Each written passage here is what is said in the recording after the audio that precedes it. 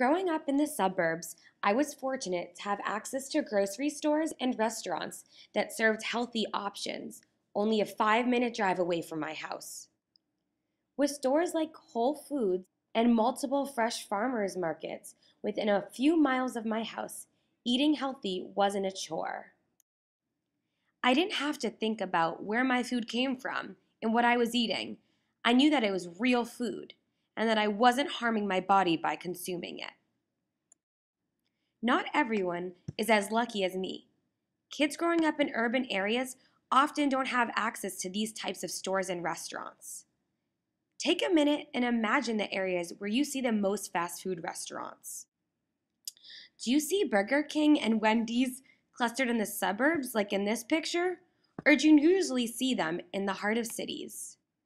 Normally, you find fast food restaurants in the middle of cities, near public transportation, and often also near schools.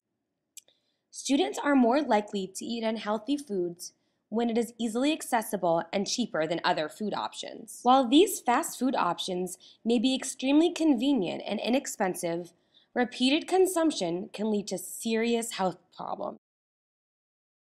Children and adolescents who are obese are at greater risk for bone and joint problems, sleep apnea, and social and psychological problems such as poor self-esteem. Unhealthy eating patterns combined with a lack of physical activity plays a big role in why childhood obesity has tripled in the past 30 years. Children are spending more time on the computer or playing video games and spending less time being active. The U.S. Department of Health recommends that children ages 6 to 17 participate in at least 60 minutes of physical activity a day. In 2011, a survey showed that only 29% of high school students participated in at least 60 minutes per day of physical activity on all 7 days before the survey. Only 31% of the high school students in the survey attended physical education class daily.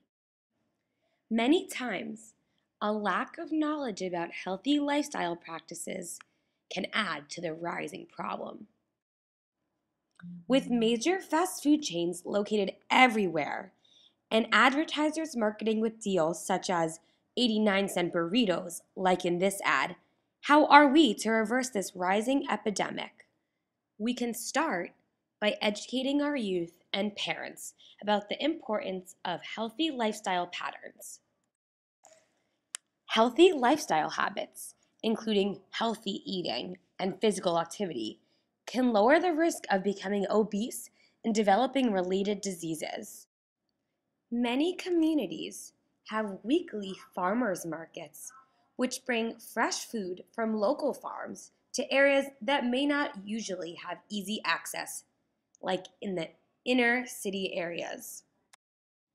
Having discussions about healthy food options and additional resources for utilizing such food options is also extremely important.